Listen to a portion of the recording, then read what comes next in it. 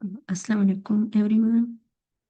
Last time we learned about the basics of database, that are what database and information are, what a database and DBMS mean, and why we use a database management system or DBMS as compared to traditional file processing system. In today's lecture, we will talk about the three basic concepts of DBMS or database management system, that are level of data, database users, and database administrator. So let's start with the level of data. Levels of data. There are three types of level of data, that are real world data, metadata and data occurrence. हमारे पास three types के level of data है. So let's start with the real world data. Real world data कौन सा data? The level of data at which entities or objects exist in reality. Real world data में हमारे पास level of data का वो type है जिसमें entities या objects जो रियल वर्ल्ड में एग्जिस्ट कर रहे हो. अब एंटिटी हमारे पास क्या है या ऑब्जेक्ट क्या है? एंटिटी हमारे पास anything that exist in real world. कोई भी चीज़ जो हमारे पास प्लेस भी हो सकती है, कोई पर्सन भी हो सकता है, कोई कंसेप्ट भी हो सकता है, कोई आइडिया भी हो सकता है, जिसके कुछ न कुछ एट्रीब्यूट्स हो या करेक्टरिस्टिक्स हो जो हम अपने डेटाबेस में स्टोर कर सकें. For example, any objects exist in reality has a name, जिसका नेम है, इसका नेम हो and other attributes through which we can identify the specific objects or entity, जिसके बेस पे हम किसी specific objects या entity को identify कर सके. For example, हमारे पास एक स्टूडेंट्स है, एनी स्टूडेंट्स, कोई भी स्टूडेंट्स एक एंटिटी हो सकते. अगर हम पर्सन के एग्जांपल ले लें एंटिटी में, एंटिटी को हम डिटेल में कमिंग लेक्चर्स में डिटेल में कवर करेंगे, लेकिन यहाँ पे फिलहाल आप इतना अंडरस्टैंड कर लें. अब स्टूडेंट है, एक एंटिटी है जो कि पर्सन को बिलोंग करते हैं. अब स्टूडेंट्स के एट्रीब्यूट्स क्या है? अब स्टूडेंट हमारे पास एक एंटिटी है, लेकिन स्टूडेंट से रिलेटेड जितना रिकॉर्ड हम अपने डेटाबेस में स्टोर कर सकते हैं बेस्ड ऑन एट्रीब्यूट्स. तो अब हमारे पास एट्रीब्यूट्स क्या हो सकते हैं? स्टूडेंट्स नेम है, रोल नंबर है, ये रजिस्ट्रेशन नंबर है, एज है, सेमेस्टर कौन सा है, एड्रेस है, कॉन्टैक्ट नंबर है, फादर नेम है. तो स्टूडेंट्स के मैनी एट्रीब्यूट्स हो सकते हैं. डिपेंड करते हैं हम अपनी रिक्वायरमेंट्स के अकॉर्डिंग जितना रिकॉर्ड या जितनी इंफॉर्मेशन किसी भी एंटिटी से रिलेटेड अपने डेटाबेस में स्टोर करना चाहते हैं, तो वो हमारे पास एंटिटी होती है जो रियल वर्ल्ड में एग्जिस्ट करे. Any objects. हम यहाँ पे एंटिटी हमारे पास क्या है? A real world thing that can be store in a database.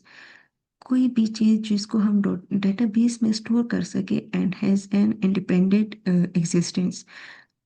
अब ये हमारे फॉर एग्जांपल स्टूडेंट्स हमारे पास एक एंटिटी है, कोर्स हमारे पास एक एंटिटी है, एम्प्लॉय हमारे पास एक एंटिटी है. अगर हम कस्ट के एग्जांपल है, डिपार्टमेंट हमारे पास एक एंटिटी है जो कि प्लेस को बिलोंग करते हैं. अब कोर्स के भी हमारे पास डिफरेंट कोर्स हमारे पास एक एंटिटी है. इन डेटाबेस में एंटिटी हमारे पास एक्चुअल में एक टेबल होते हैं. अब टेबल अब स्टूडेंट्स हैं, जब हम स्टूडेंट्स के लिए टेबल बनाते हैं तो स्टूडेंट्स से रिलेटेड जितने इंफॉर्मेशन हम अपने डेटाबेस में स्टोर करते हैं तो वो हमारे पास एट्रीब्यूट्स होते हैं. एंटिटी हमारे पास क्या होते हैं? जिसके कुछ ना कुछ करेक्टरिस्टिक्स हो अ, या एट्रीब्यूट्स हो. अब कोर्स है, कोर्स के हमारे पास एट्रीब्यूट्स हो सकते हैं. कोर्स आईडी है, कोर्स टाइटल है, कोर्स क्रेडिट आवर्स है. इस तरह हमारे पास एम्प्लॉय है, एम्प्लॉय आईडी है. एम्प्लॉय हमारे पास एक एंटिटी है, लेकिन इससे रिलेटेड कौन से एट्रीब्यूट्स है, कौन सी इंफॉर्मेशन हम अपने डेटाबेस में स्टोर कर सकते हैं? एम्प्लॉय आईडी है, एम्प्लॉय नेम है, एड्रेस है, कॉन्टैक्ट नंबर है, सैलरी है. तो मैनी एट्रीब्यूट्स एम्प्लॉय के भी हो सकते हैं. तो ये हमारे पास एंटिटी है. अब रियल वर्ल्ड डाटा क्या है, जिस the level of data at which entity और ऑब्जेक्ट्स एग्जिस्ट इन रियलिटी। कोई भी एंटिटीज या ऑब्जेक्ट्स जो रियलिटी में एग्जिस्ट कर रहे हो और जिसके कुछ ना कुछ एट्रीब्यूट्स होंगे या करेक्टरिस्टिक होंगे, जिसके बेस पर हम उस एंटिटी या ऑब्जेक्ट्स को स्पेसिफाई कर सके या आइडेंटिफाई कर सकें। ये हमारे पास real world data level of data की जो फर्स्ट कैटेगरी है वो है रियल वर्ल्ड डाटा। फिर नेक्स्ट कैटेगरी में हमारे पास आता है metadata. Metadata is also known as schema.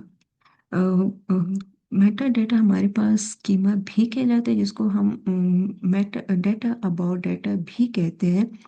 Metadata describes the structure of the database. अब मेटाडाटा क्या है, ये डेटाबेस के स्ट्रक्चर को डिफाइन करते हैं या डिस्क्राइब करते हैं। इट डिफाइंस, अब स्ट्रक्चर क्या है, डेटाबेस के स्ट्रक्चर को डिस्क्राइब करते हैं या डिफाइन करते हैं। It defines what type of data, data type, what type of data will be store, कौन से टाइप का डाटा जो है अपने डेटाबेस में स्टोर करेंगे। The size of the attributes, attributes का साइज कितना होना चाहिए। And which field will be used, fields हमारे पास क्या है, ये एट्रीब्यूट्स है। अब फील्ड्स में हमारे पास जिस तरह स्टूडेंट्स आईडी है, नेम है, कॉन्टैक्ट नंबर है। तो ये थ्री टाइप्स को डिस्क्राइब करते हैं। अभी जिसमें यहाँ पर भी आप सपोज हमारे पास है what type of data will be store in the database, what will be the size of a certain attributes of the real world data, of how many and what attributes will be used to store about the entity। data type क्या होना चाहिए, size कितना होना चाहिए, और how many and what attributes। अब यहाँ पर आप एग्जांपल देखें। एट्रीब्यूट्स में हमारे पास क्या, एट्रीब्यूट्स या फील्ड में हमारे पास क्या आते हैं, सपोज करें अगर हम एक स्टूडेंट हमारे पास एक एंटिटी है, इससे रिलेटेड हमारे पास कौन कौन से एट्रीब्यूट्स हो सकते हैं। स्टूडेंट्स नेम है, एज है, क्लास है या सेमेस्टर है, कॉन्टैक्ट नंबर है, फादर नेम है, एड्रेस। हम फर्दर एट्रीब्यूट्स भी साथ में इंक्लूड कर सकते हैं।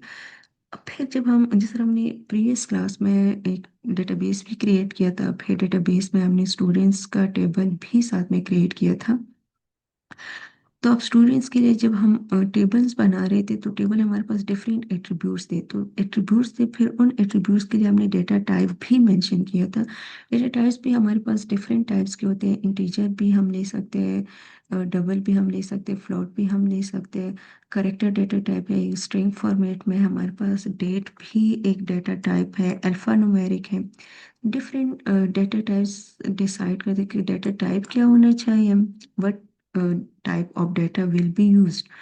और नेक्स्ट हमारे पास इसका साइज कितना होना चाहिए। तो अगर आप लोग को याद हो तो प्रीवियस क्लास में जब हम डेटाबेस बना रहे थे तो हम साथ में साइज भी डिफाइन करते थे। अब यहाँ पे सपोज कर अगर हमने साइज मेंशन कर लिया 25 करेक्टर्स, तो स्टूडेंट्स जो नेम इंसर्ट करेगा वो 25 करेक्टर्स ही सिर्फ ले सकते हैं और इससे ज़्यादा वो करेक्टर्स को ऑक्युपाई नहीं कर सकते। तो वो भी हम जब डेटाबेस बनाते तो उसी टाइम पे ये भी डिसाइड करते हैं कि हमारे पास डेटा टाइप क्या होना चाहिए। तो सॉरी, डेटा साइज कितना होना चाहिए। 25 करेक्टर्स आप मेंशन करते हैं, आप 150 करेक्टर्स मेंशन करते हैं या हम 50 करेक्टर्स मेंशन करते हैं। तो ये हम डेटा टाइप्स पे मोस्ट कॉमनली हम 150 करेक्टर्स ही यूज़ करते हैं। इस तरह नेम के लिए, फुल नेम के लिए एज है तो वो डेट ऑफ बर्थ हमारे हम मेंशन करते हैं, तो वो डेट डेटा टाइप हम उसके लिए यूज़ करते हैं। तो साइज क्या है, 8 बाइट्स।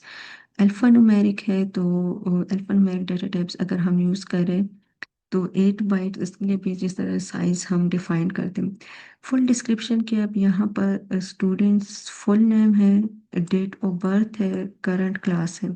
तो जब डाटा को हम फर्दर डिस्क्राइब करते हैं वो हमारे पास मेटा डाटा होता है। Meta data describes the structure of the database, तो वो डेटाबेस के होल स्ट्रक्चर को डिफाइन करते हैं। अगर आप लोग को याद हो हमने जब टेबल बना लिया तो फिर टेबल को जब हम देखना चाह रहे थे कि इसमें हमारे पास कौन कौन से एट्रीब्यूट्स है और एट्रीब्यूट्स के डेटा टाइप्स क्या है, तो इसके लिए हम एक कीवर्ड डिस्क भी यूज़ कर सकते हैं, और यहाँ पे हमारे टेबल का हम अपने टेबल का नेम डिफाइन करते हैं। ये हम प्रैक्टिकल में भी करेंगे, हम प्रैक्टिकली कर भी चुके हैं। अब सपोज कर अगर मेरे पास स्टूडेंट्स का नाम है, तो डिस्क शॉर्ट फॉर्म भी हम यूज़ कर सकते हैं, या डिस्क्राइब भी हम इसके लिए यूज़ कर सकते हैं। अगर हम अपने मेटा डाटा को चेक करना चाहते हैं, अपने डेटाबेस से रिलेटेड किसी भी टेबल से रिलेटेड हम मेटा डाटा को चेक करना चाहते हैं, तो या डेटाबेस के स्ट्रक्चर को, तो इसके लिए हम डिस्क टेबल नेम जब हम मेंशन करते हैं, तो वो हमारे डेटाबेस के या टेबल के होल स्ट्रक्चर, किसी भी एंटिटी से रिलेटेड जितना उसका स्ट्रक्चर है या स्कीमा है, तो वो सारा मेटा डेटा स्कीमा डेफिनेशन, तो वो होल स्ट्रक्चर शो कर देते हैं। इस कीवर्ड को यूज़ करते हैं। ये हम प्रैक्टिकली फिर से करेंगे इंशाल्लाह नेक्स्ट लेक्चर में। तो Meta data describes the structure of the data. तो स्ट्रक्चर में हमारे पास किस किस टाइप, किन किन कैटेगरीज को डिफाइन करता है: type of data, size of the attributes, how and what attributes will be used. ठीक है। नेक्स्ट टाइप हमारे पास है डेटा अखरेंस। अब डेटा अखरेंस क्या है? Actual data, existence of the data level showing the actual data regarding the entities at real world level stored according to the rules defined at the metadata। अब जो rules हमने metadata में define किए, data type, size and attributes, अब उन attribute से related जो actual information हमारे डेटाबेस में स्टोर होते हैं, वो हमारे पास है डेटा अकरेंस। फॉर एग्जांपल, हमने एक टेबल बना लिया, टेबल हमारे पास है स्टूडेंट टेबल नेम है। फिर स्टूडेंट्स टेबल में हमने एट्रीब्यूट्स डिफाइन कर लिए, स्टूडेंट्स नेम है, डेट ऑफ बर्थ है एंड क्लास है। तो ये हमारे पास एट्रीब्यूट्स है। अब ये तो हमारे एट्रीब्यूट्स है, फील्ड्स है या टेबल के कॉलम्स है। अब इन एट्रीब्यूट्स में जो एक्चुअल रिकॉर्ड हम स्टोर करते हैं, फॉर एग्जांपल नेम है, तो नेम में हमारे हमारे पास हमने नेम इंसर्ट किया सारा, डेट ऑफ बर्थ है, क्लास कौन सी है, विशेष सेकंड है। अब ये जो एक्चुअल रिकॉर्ड हमारे पास आ रहा है, एक्चुअल डेटा आ रहा है, ये हमारे पास होता है डेटा अखरेंस।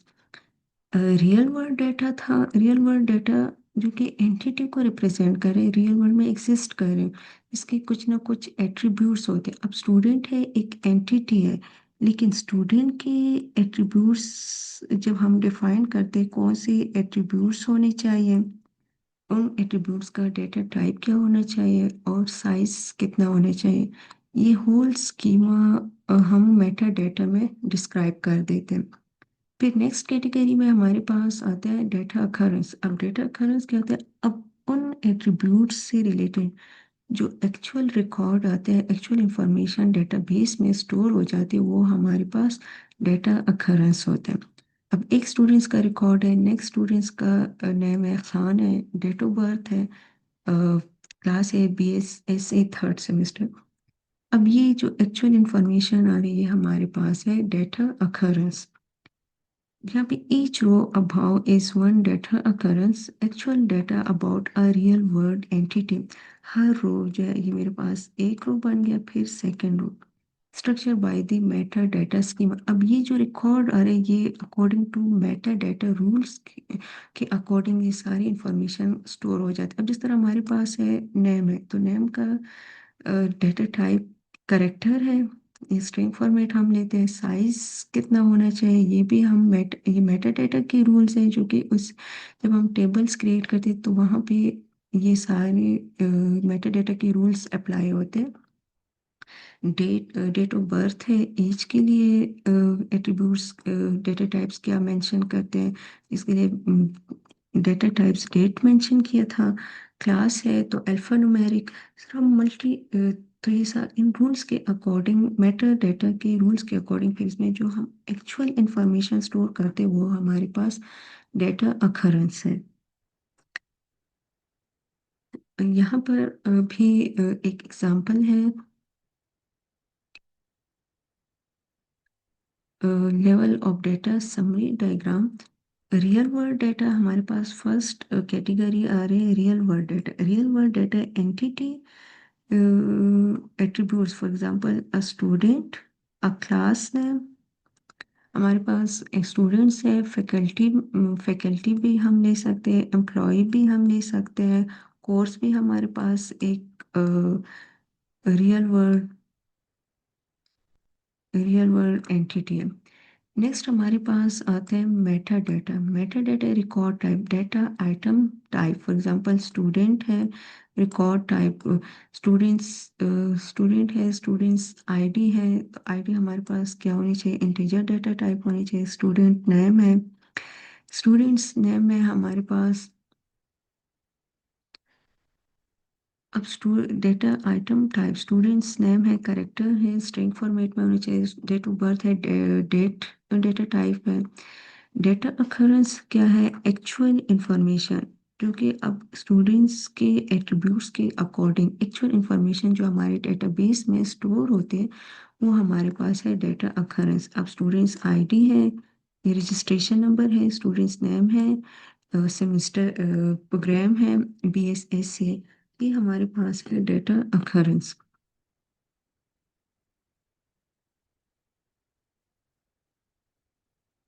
नेक्स्ट हमारा नेक्स्ट टॉपिक है डेटाबेस यूजर्स। अब डेटाबेस यूजर्स, हम जब DBMS की बात करते हैं तो डेटाबेस में हमारे पास डिफरेंट टाइप्स के यूजर्स है। फर्स्ट टाइप हमारे पास है एप्लीकेशन प्रोग्रामर्स। एप्लीकेशन प्रोग्रामर्स क्या है, design and development skill and knowledge person.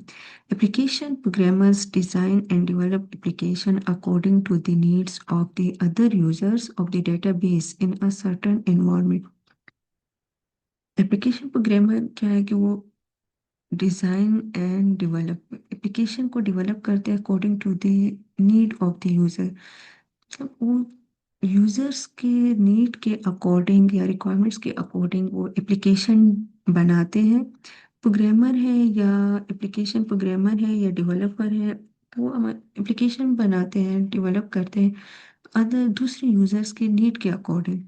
और सेकेंड पॉइंट्स क्या हो सकते हैं, application programmers are skilled person who have a clear understanding of the database structure and know the exact needs of the organization। Application programmer भी हमारे एक skill people होते हैं, स्किल पर्सन होते हैं, जिसको क्लियर अंडरस्टैंडिंग होती है डेटाबेस के स्ट्रक्चर को किस तरह डिजाइन करना है और डेवलप करना है, and know the exact needs of the organisation. Organisation के जो रिक्वायरमेंट्स है उसके बारे में उनके पास फुल नॉलेज होती है। अ, अब यहाँ पे भी आप एग्जांपल दे सकते हैं, application programmer are the bridge between the database and end user. अब एंड यूजर हमारे पास क्या है, ये हमारा नेक्स्ट टॉपिक है। एंड यूजर जो इन एप्लीकेशंस को यूज करते हैं between the database, application programmer क्या है जो कि एप्लीकेशन को डेवलप करते हैं, इनके बीच में एक ब्रिज का काम प्रोवाइड करते हैं between the database and end user. They build the tools that make database accessible. अब हमने एक डेटाबेस बनाया, अब डेटाबेस को हम किस तरह एक्सेस कर सकते हैं, एप्लीकेशन प्रोग्रामर्स या डेवलपर वो हमारे एप्लीकेशन डेवलप करते हैं जो कि एक ब्रिज का रोल प्ले करते हैं between the database and user. Users किस तरह डेटाबेस से डाटा को एक्सेस करते हैं।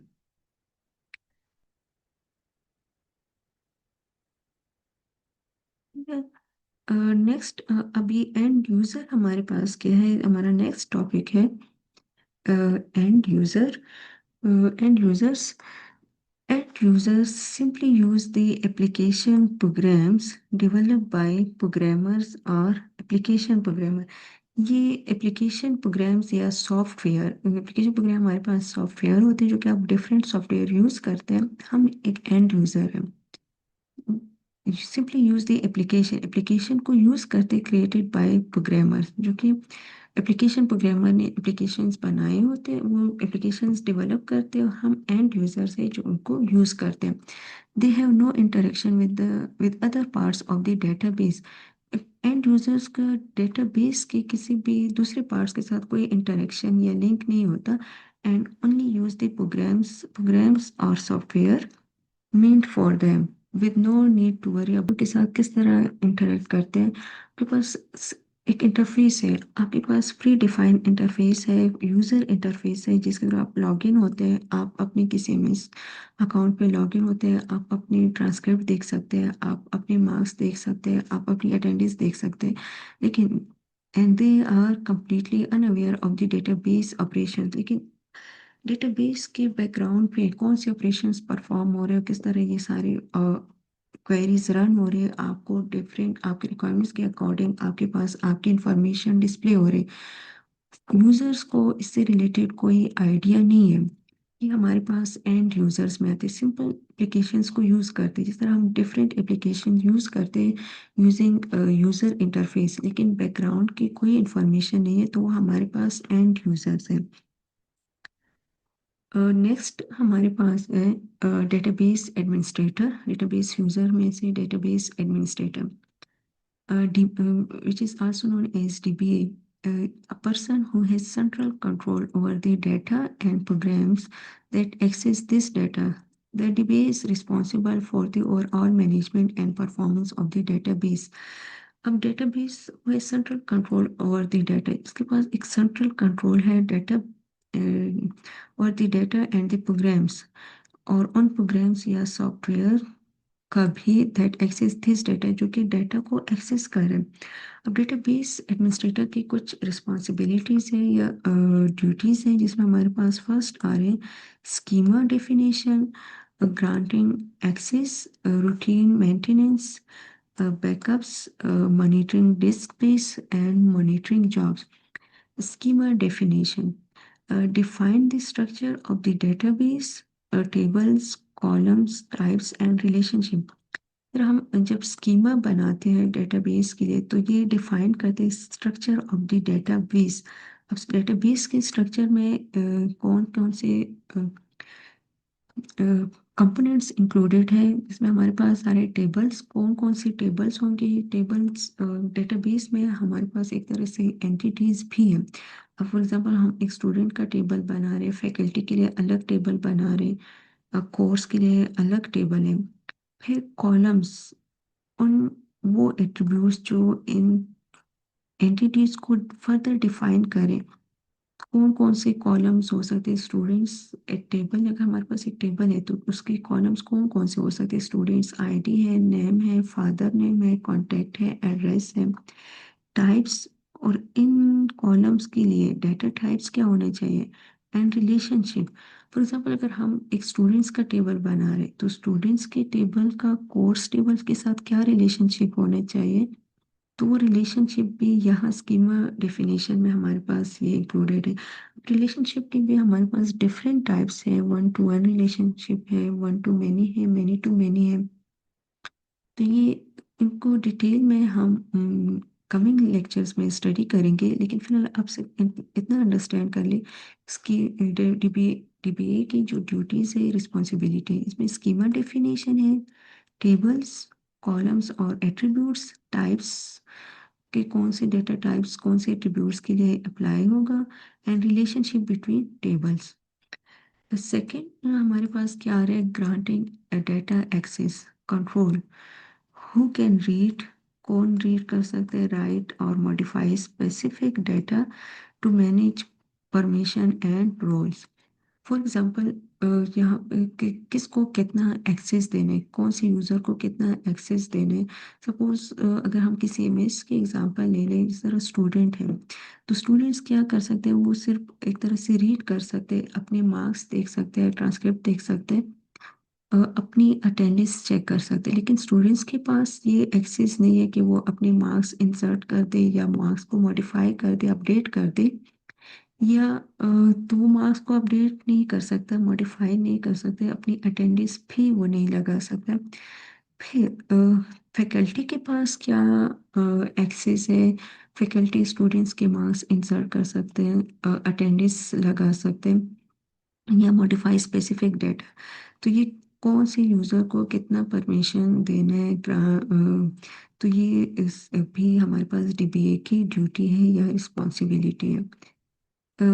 थर्ड रिस्पॉन्सिबिलिटी क्या है? Routine maintenance, perform regular task to keep the database healthy and up to date. Regular task के बेस पे डेटाबेस की मेंटेनेंस को चेक करना कि डेटाबेस हमारे पास जो क्वेरीज परफॉर्म हो रहे हैं वो क्वेरीज एक्यूरेटली रन हो रही है, और डेटाबेस को अप टू डेट रखना based on regular task. Next duties में हमारे पास बैकअप है, schedule and monitor regular data backups to prevent loss from failure और एरर्स। मतलब रेगुलर रेगुलरली डेटाबेस का बैकअप क्रिएट करना कि अगर हमारे पास कोई डेटा फेल हो जाए या कोई एरर आ जाए तो हमारा डेटा जो है वो डैमेज ना हो, हम अपने डेटा को रिकवर कर सके। नेक्स्ट कैटेगरी हमारे पास आ रहे to monitor disk space, track storage usage to ensure the data never runs out of space unexpectedly। तो मतलब रेगुलरली डेटा स्टोरेज को भी चेक करना कि अगर हमारे पास स्टोरेज कम है तो वो एक्स्ट्रा स्टोरेज प्रोवाइड कर सके कि डेटा जो है वो हमारे पास एक्स्ट्रा स्टोरेज हम प्रोवाइड कर सके, और इस तरह हम डेटा स्टोरेज भी के भी कोई इश्यूज क्रिएट ना हो। नेक्स्ट हमारे पास है to monitor jobs, watch running database jobs and process to detect slow queries और फेलियर अर्ली। मतलब अगर कोई अगर एक स्टूडेंट्स हम फॉर एग्जांपल अगर हम स्टूडेंट्स के रिकॉर्ड को या रिजल्ट्स को चेक करना चाहते हैं, और रिजल्ट्स को जब हम चेक करें तो वो रिजल्ट्स हमारे पास डिस्प्ले होने में टाइम ले रहे हैं, तो वो टाइम क्यों ले रहे हैं, क्या वजह है, कोई एरर है या। तो इस तरह के फेलियर को अर्ली आइडेंटिफाई करना या डिटेक्ट करना, तो वो जो डिफरेंट क्वेरीज डेटाबेस के बैकग्राउंड पे रन हो रहे हैं, तो उन क्वेरीज में इस तरह क्या एरर आ रहे हैं या क्या इश्यू आ रहे हैं जिसके बेस पे हम जो इंफॉर्मेशन डेटाबेस से फैच कर रहे हैं वो फैच नहीं हो रहा, वो फैच होने में टाइम ले रहे हैं। तो ये हमारे पास डिफरेंट कैटेगरीज थे। थोड़े लेक्चर में हमने आज के लेक्चर में हमने पढ़ा। सो ओवरऑल समरी आज का लेक्चर का ये कि हमने लेवल ऑफ डेटा डेटा पढ़े। लेवल ऑफ डेटा में हमारे पास 3 डिफरेंट कैटेगरीज के लेवल थे: real world data, Meta data and data occurrence. फिर हमने डेटाबेस यूजर्स पढ़े। डेटाबेस यूजर्स में हमारे पास एप्लीकेशन प्रोग्रामर था, एंड यूजर था, and dBA database administrator. Thank you.